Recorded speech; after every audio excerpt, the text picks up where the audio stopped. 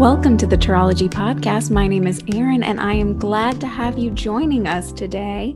It is finally 2021. We are first week out of the way and getting well on our way to hopefully putting 2020 in the rearview mirror. That doesn't seem to be the case this week, though. It does feel like we're still seeing a bit of that leftover energy from 2020, and we will continue to see that for just a little while longer. So I want people to not be too discouraged if you are hoping that magically things would be better immediately. Things are coming, but we do have to get over a little bit of a hurdle energetically first, especially in this first month of January. Today, I would start with a couple of more positive, looking at intention setting and things that we can do to help us prepare for getting into the right headspace whenever we are going to be doing our tarot work or our astrology practice or whatever it is, I Ching, however it is that you choose to practice your spiritual work and practices. We're just going to be looking at the importance of intention setting as opposed to resolution setting here in this new year.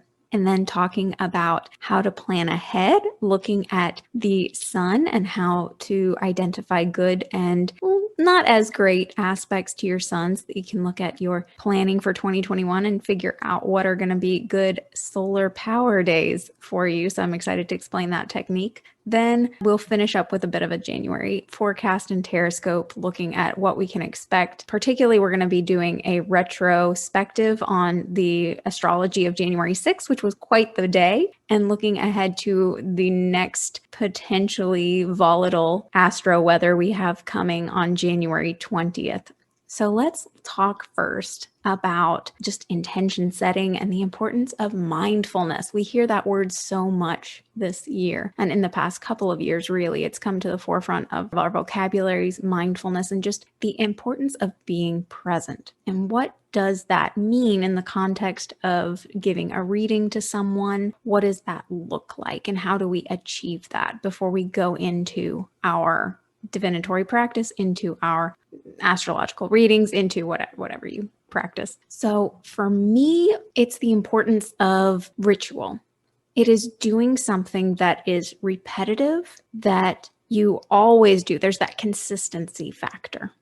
And that helps you get into the right headspace. It is focusing on some action that is significant to you. It doesn't have to be significant to anyone else. It can be knocking on your tarot deck a certain number of times. It can be lighting a candle or incense, saying a prayer.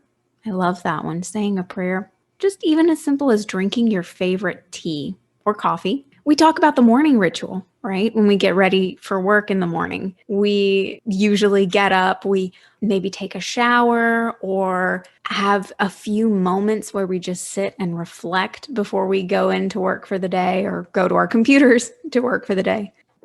And that helps you, again, achieve that mindfulness, that intentionality.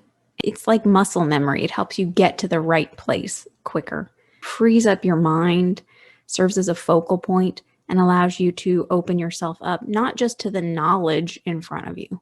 And I think that's something that we get a little bit too caught up on sometimes, is we spend so much time on the intelligence, the data points. We look so intently at the cards, the images, the imagery, the symbols in front of us. And we bring in all of this formal study and all this extra.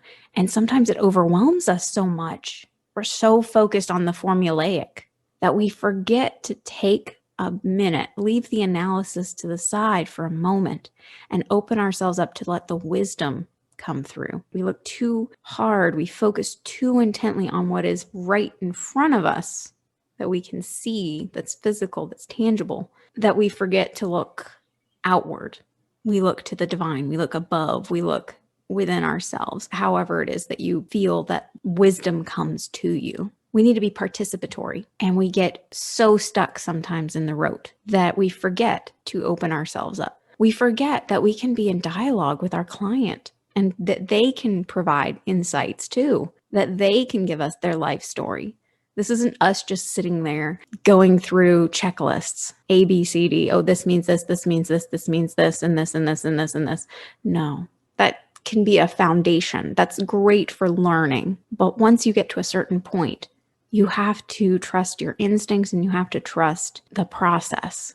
And so I think that is the importance of that intention setting and that ritual, because it'll freeze us up a bit more. And it's the muscle memory, right? It gets us to that place easier where we can relax, where we can take a minute, pause, and let the wisdom come through. And so for 2021, I hope that we will set New Year's intentions and not resolutions. 2020 set us for such a loop. It was not what any of us were A, expecting, but B, just used to as human beings. No one is used to prolonged isolation as a normal on a mass scale. And it threw us off. All of our resolutions from last year, we were likely not able to achieve, many of us. And resolution is such a black and white, cut and dry, results-oriented thought process. Either you achieve it or you fail. I'm resolved. I will do this or else. It makes me think of like Oregon Trail and the signs, Oregon or bust. And what happens? We're so hard on ourselves if we don't fully achieve that result.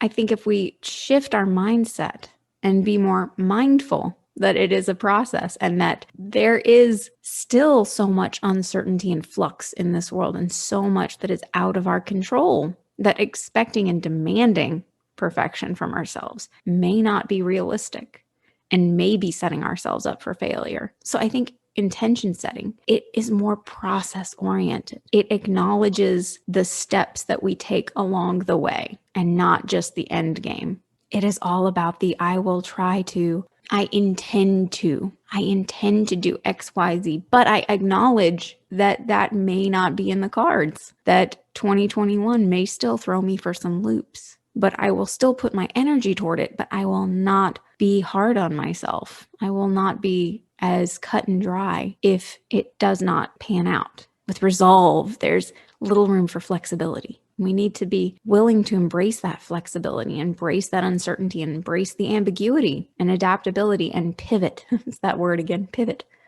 As we are making these New Year's intentions and setting ourselves up for hopefully a much better year, we can actually be very proactive and take advantage of what is going on energetically in the next few months to help harness that and use that to our advantage. And so one technique that I wanted to talk about today was actually discussed very briefly in this presentation, this lecture I attended by Kira Sutherland recently. She is a naturopath and astrologer. Primarily, the discussion focused on how to use 2021 for well-being and how to use, primarily it was Saturn in Aquarius and then Hygeia in Leo, and then I think she'll ultimately end up in Libra by the end of the year.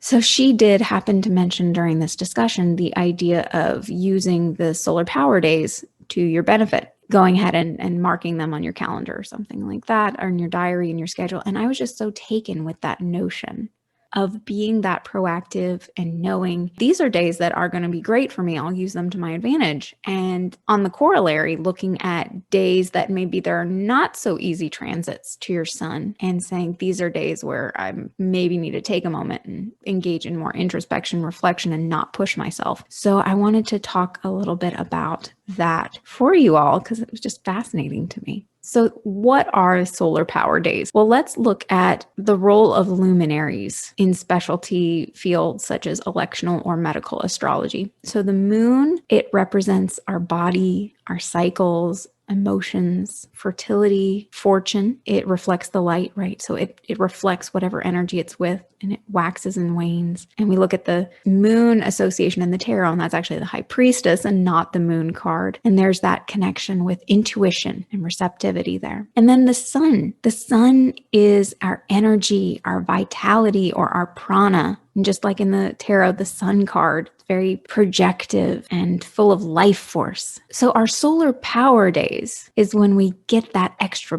boost or cosmic zhuzh because our sun, our natal sun, is well aspected by transit. On the corollary, there is our solar depletion, right? Like a battery. Our solar depletion days when we're running low on that energy. Maybe we feel like we're running on fumes. And those are days when our natal sun is not very well aspected by transit. The solar power days when the sun is well aspected, we are looking for our conjunction or trine. So when the sun itself is conjoined to or is trining our natal sun. And then our solar depletion days when the sun is not well aspected. So we're looking at the oppositions, the squares, and the quincunx. So a conjunction, that's just when you're at the exact same degree. A trine is when there is a 120 degree of separation. Opposition is 180. Square is a 90 degree angle. And the quincunx is kind of a weird one there. It's that 150 degrees, kind of that awkward degree. So for example, let's take someone who has a natal sun at 12 degrees of Virgo. So that would be an early September baby. So for that individual, their solar power days would be 12 degrees of Virgo, the conjunction, and then 12 degrees of both Capricorn and Taurus. So the other earth signs will be a trine. And then the solar depletion days, we're going to be looking for the squares, and that'll be 12 degrees of Sagittarius and 12 degrees of Gemini.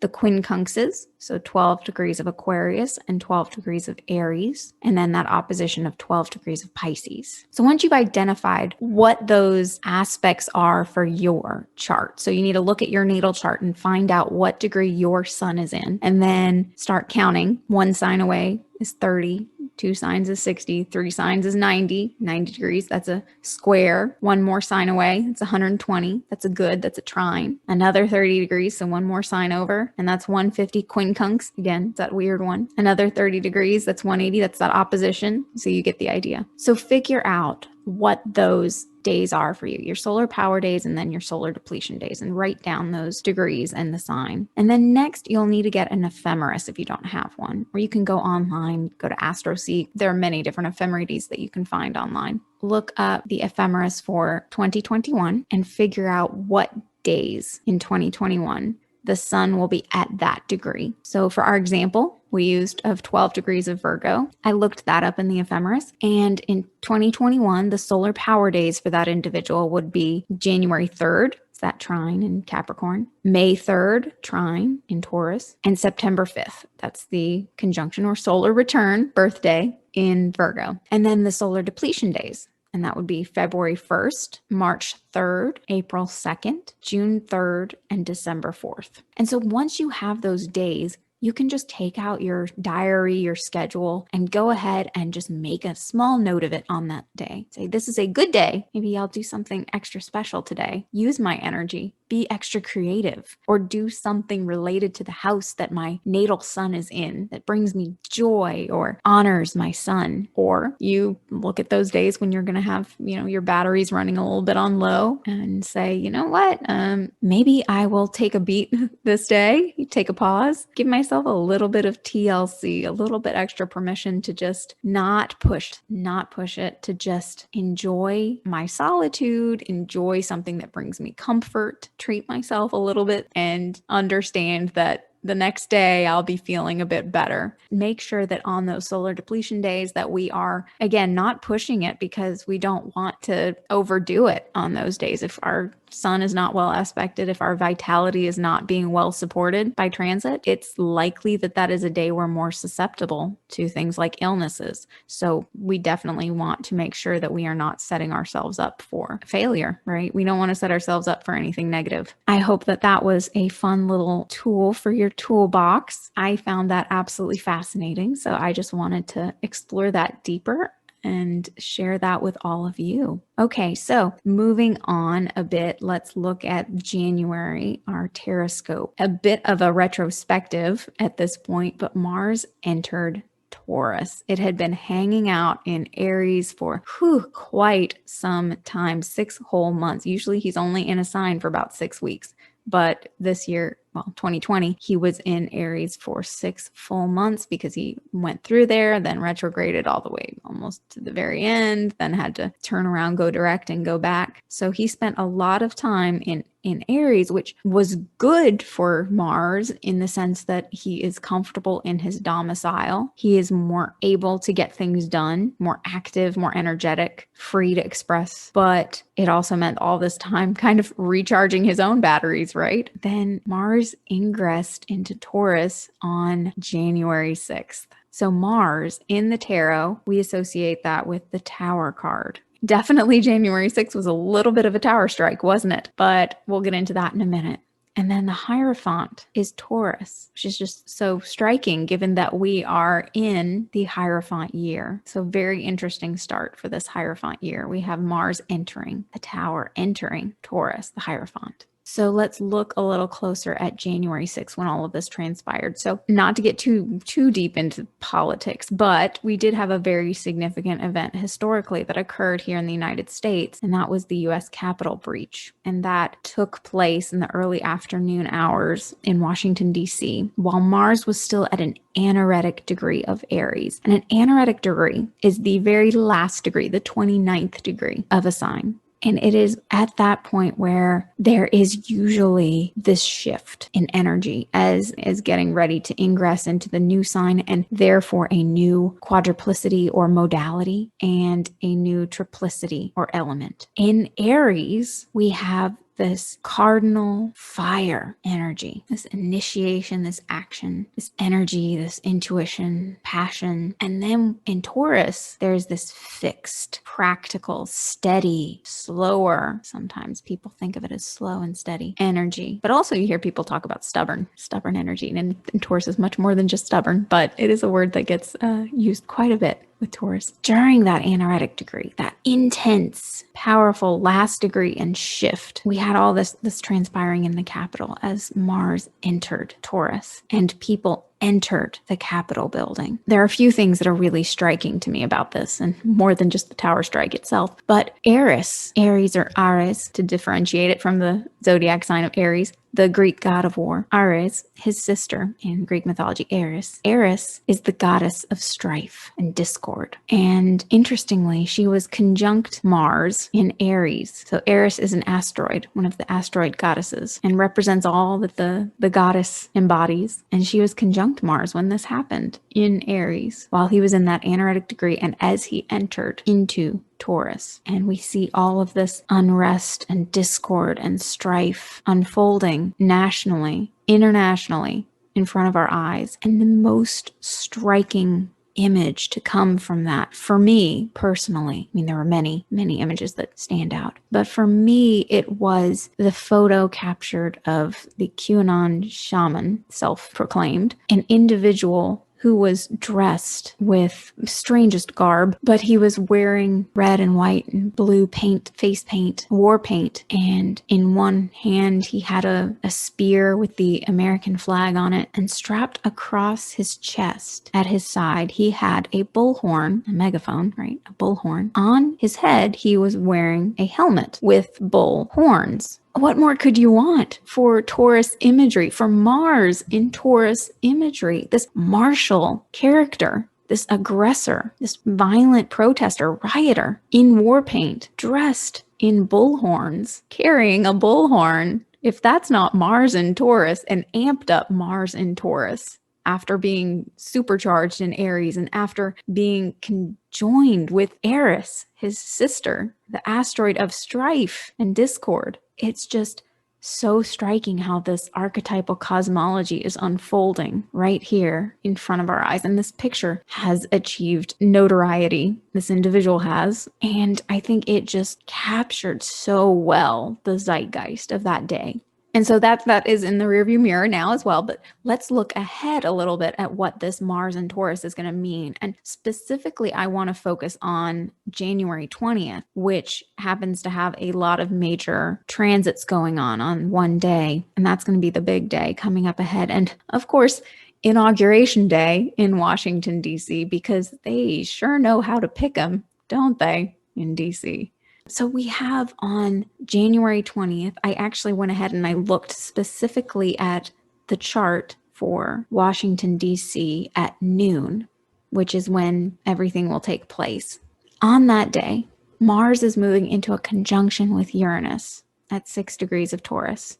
We have the Mars Tower strike, right? The Tower card moving into a conjunction with Uranus, the Fool, at 6 degrees of Taurus in the Hierophant. We have this martial energy of Mars in Taurus, and it's combining with this unpredictable and sudden nature of Uranus. And for me, that just seems like a bit of a powder keg combination, just waiting for someone to light a fuse. Not only that, but of course the moon is moving from Aries into Taurus as well. And the moon, I sort of mentioned earlier, it represents our fortune. It represents that luminary that relates to what is going on in the physical, because it reflects, it is a mirror that reflects the energy. It sort of amplifies the energy of whatever it is in contact with or in conversation with by degree or by aspect. And so the moon is going to be at that anaretic degree of Aries, 29 degrees, that shift, right? And not only that, but it's going to be what we call void of course. It's not making any, it's not in conversation. It's not in dialogue with any of the planets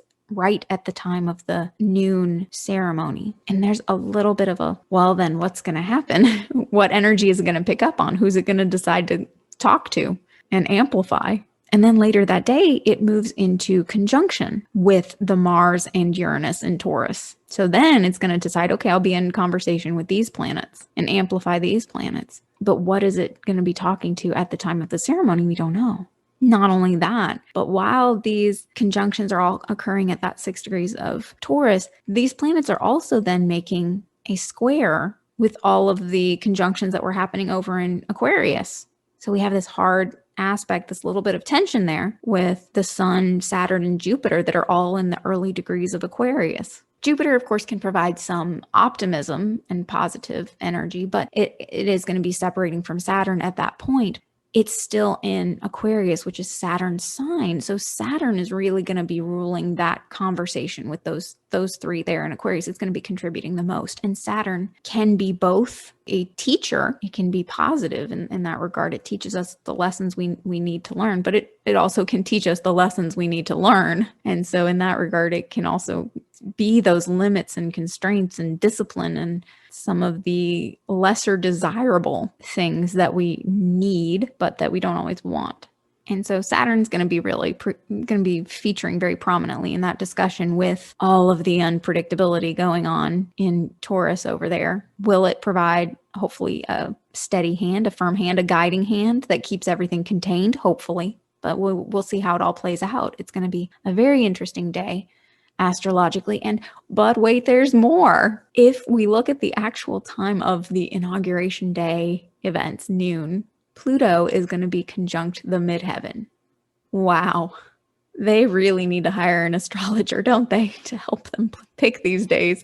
It's a great commentary to have. We're about to have our Pluto return, the United States is. Pluto featured very prominently in the formation of our country. It is the planet that represents transformation, rebirth, and power. And it is going to be directly overhead during that inauguration day ceremony. So will this be a smooth transition of power for the country, which will potentially allow it to rise from the ashes like a phoenix and be reborn anew? And how poetic would that be if that is how this manifests and plays out? That would be glorious, right? But there's so much uncertainty with that Uranus and Mars that you wonder, could absolute power corrupt absolutely? So it's very interesting to see how it could go one of really two ways and how the astrology bears that out. Whichever way it goes, it's in the stars. It's fascinating that you have this cosmological, this archetypal cosmology that speaks to the same story and the same outcome for both situations, really. So that is something to watch. And sorry to get political for people. I try to avoid getting, into that. I don't want to offend anyone because, there are people that I love on all ends of the political spectrum. I apologize for that segue, but I think it's going to be a very interesting day. And just personally, what are you doing on that day? Maybe take note of it and be aware of this date and how it could be some potentially unpredictable energy running around. So just giving you a heads up, that would not be my preferred date for any major projects or starting things that I wanted to endure or have stability and success personally. That would not be my choice because of that Uranus Mars right there, adding all that unpredictability in there. But I hope that this particular conversation proved very useful to you. I just want to thank you for listening to this podcast. I have a lot of fun sharing and talking about my love for astrology and tarot, and I'm glad that you are willing to listen to this and that if you're hearing this, you've made it to the end. So I hope that you got something out of this. If you are interested in learning more, I encourage you to check out my website at learntarology.com. You can book readings, take classes, and just generally learn more about both tarot and astrology.